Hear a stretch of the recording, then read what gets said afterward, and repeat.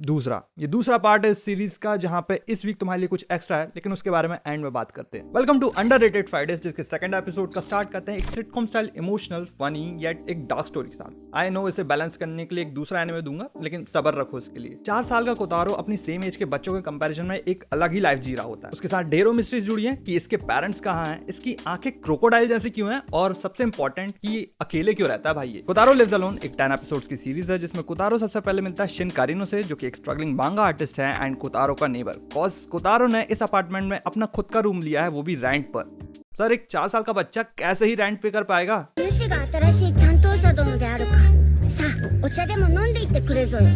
では、お言葉に甘えて。डोंट जज a book by its cover इसे देखकर तो नहीं कहा गया होगा, लेकिन इसी के जैसों को देखकर कहा गया होगा, क्योंकि कोतारो काफी ज्यादा पोलाइट है, वो थोड़ा सा मैच्योर एक्ट करता है एंड काफी पोलाइट मैनर में बात करता है, लेकिन इन सभी के पीछे उसका एक मिस्टीरियस पास्ट है। बट सच तो यह है कि फिलहाल उसके पेरेंट्स उसके साथ नहीं है। उसकी माँ ने उसे बचपन में ही छोड़ दिया एंड डैड एक अब्यूजिव अल्कोहलिक है। इसी नेग्लेक्ट ने उसे दुनिया में सर्वाइव करना तो सिखाया, लेकिन बाकियों से दूर भी कर दिया, क्योंकि जिस तरीके के पास्ट में वो ग्रो अप हुआ है उसके मन में बड़ों के लिए एक अलग ही इमेज बन चुकी है। इस चीज को काफी हेविली अफेक्ट करती इस शो की कास्ट, जिनके अपने खुद के भी कुछ प्रॉब्लम्स है जिनको ओवरकम करने में एंड इनकी पर्सनैलिटी डेवलप करने में कोतारो का एक मेजर हाथ होता है एंड आगे चल के इनका भी सेम इफेक्ट होता है कोतारो की लाइफ में। बाकी फिर कोतारो की ओरिजिनल फैमिली का क्या होता है वो तुम एनिमे देखकर जान लेना। देखो, देखते देखते तुम खुद से एक क्वेश्चन करोगे कि आखिर कोतारो की फैमिली ने उसे क्यों अबैंडन किया, और मोर ओवर आखिर कोतारो को खर्चा कैसे चल रहा है, जिनका जब रेवलेशन होगा तो तुम्हारे मन में कोतारो के लिए मोर ओवर इस शो की राइटिंग के लिए रिस्पेक्ट काफी ज्यादा बढ़ जाएगी। अब भले ही कोतारो के ट्रॉमेटिक पास्ट का एक सीन देखने मिलेगा तुम्हें एनिमे में, तो उसे काउंट डाउन करने के ऑलमोस्ट 2 फनी सीन एंड एक होलसम सीन ऐड करके देते हैं ये लोग, ताकि बैलेंस बना रहे और तुम लोग खुश रहो।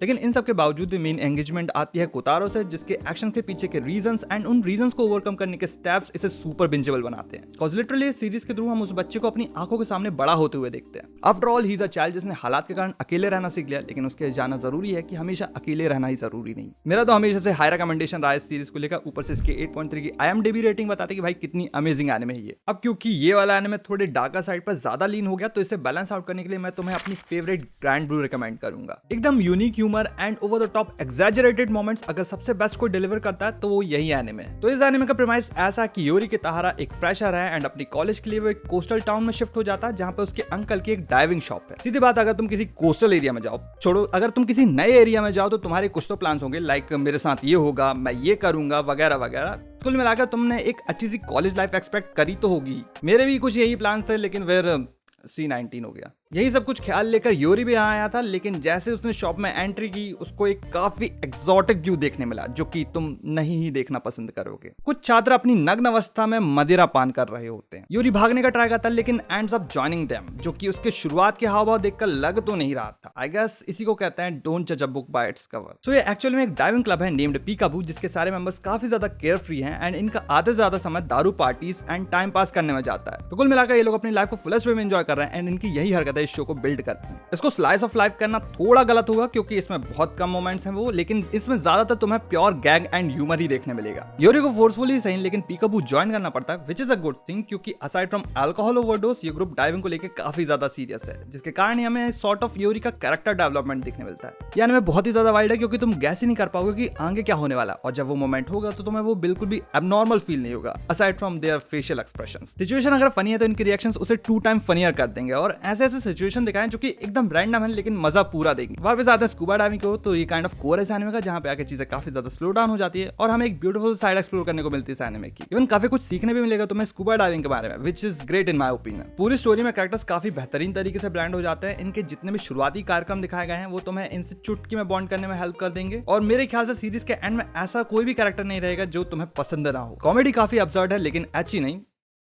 उतनी अच्छी नहीं, क्योंकि थोड़े बहुत ड्रॉप्स हैं, तो थोड़ा बच के देख लेना। But aside from all this I guess ये काफी ज्यादा लाइट एंड फ्रेश एनिमे है with heavy gag and humour, जिसे तुम्हें एक बार जरूर देखना चाहिए, क्योंकि इसे देखने के बाद तुम इसके सीजन 2 का डिमांड करोगे, जो कि इसी साल जुलाई में आने वाला है। तो go and watch it and let me know your opinions. अब आते हैं इस वीक के स्पेशल पर, जिसे हो सके तो ग्रैंड ब्लू के पहले देख लेना, क्योंकि ये थोड़ा ज्यादा इमोशनल है, तो या वार्निंग साइड। इस एनिमे का नाम है समा गोस्ट, जो कि एक्चुअली में एक 40 मिनट्स की मूवी है एंड ये काफी ज्यादा इंपैक्टफुल है। मेरा पहला रिएक्शन से देखने के बाद यही था कि भाई कितनी अच्छी है ये। तुमको अगर पता ना हो तो जापान में फायरवर्क्स का यूज डेड सोल्स को काम करने के लिए एंड इविल स्पिरिट्स को दूर रखने के लिए किया जाता है। इवन कहा तो ये भी जाता है कि 1733 का Sumidagawa firework festival great famine and epidemic में पास्ड आउट सोल को कंसोल करने के लिए किया गया था। पहले इतना सारा ज्ञान क्यों, तो इस शो की मेन कास्ट इस मान्यता को मानते हुए एक समाघोष के कांटेक्ट में आते हैं जो कि एक्चुअली में एक यंग लड़की की आत्मा होती है जिसने अपेरेंटली खुद को डिलीट कर लिया था। ना ये तीनों घोस्ट से इसलिए मिलना चाहते हैं कि ये लोग सबसे पहले जानना चाहते हैं कि आखिर घोस्ट एक्सिस्ट भी करते हैं या नहीं, एंड सेकंड कि आखिर घोस्ट बनने के बाद जिंदगी कैसी होती है। I know it's a typical question but holds a greater meaning. लेकिन यहाँ पर ट्विस्ट ये है कि ये घोस्ट केवल उन्हीं लोगों को दिखता है जो कि मौत के बहुत ज्यादा करीब है। दैट मींस कि ये लोग अपने लाइफ के उस टिपिंग पॉइंट पे हैं जहाँ पे एक पल में ही सब कुछ खत्म हो सकता है। एंड ये मूवी इस पार्ट को बहुत स्किलफुली एक्सप्लोर करती है कि कैसे हर किसी के जीवन में हार्डशिप्स होते हैं, कुछ इम्पॉसिबल से लगते हैं एंड कुछ तुमसे बहुत ज्यादा ड्रास्टिक चेंजेस की डिमांड करते हैं, एंड इनसे डट के फाइट करना बहुत ज्यादा जरूरी है। गिव अप कर देना, हार मान लेना बहुत आसान है, लेकिन उन चैलेंजेस को फेस करके उन्हें ओवरकम करना है और उस विन का रिवॉर्ड लेना is the real essence of life. एक सुपरनैचुरल थीम होने के साथ ड्रामा भी इन्वॉल्व है इसमें, कॉज आगे चल के एक बहुत बड़ा प्लॉट ट्विस्ट आता है जो कि इसके मेन हाफ को आगे चल के ड्राइव करता है। एंड एट लास्ट आती है इसकी एंडिंग जो कि तुम खुद ही एक्सपीरियंस करो तो ज्यादा बेटर होगा, क्योंकि ये एक यूनिक एक्सपीरियंस होगा तुम्हारे खुद के लिए। एक चीज जो बहुत एक्सेप्शनल है इस मूवी की और वो है इसकी एंगेजमेंट। एक नॉर्मल मूवी को सेटल होने में थोड़ा समय लगता है क्योंकि सबसे पहले तुम्हें कैरेक्टर्स दिखाए जाते हैं, फिर एक सेटिंग दिखाई जाती है जिसके पीछे के बैक स्टोरी हमें इन कैरेक्टर्स के सिचुएशन से कनेक्ट करने में हेल्प करती है, जिसमें काफी ज्यादा समय चला जाता है जो कि जरूरी भी है। वहीं पर अगर कोई एनिमे सीरीज है तो एक दो एपिसोड तो कहीं नहीं गए, लेकिन ये मूवी डेवलपमेंट से लेकर क्लाइमेक्स तक सब कुछ एकदम परफेक्टली एग्जीक्यूट करती है, वो भी 39 मिनट्स में, विच इज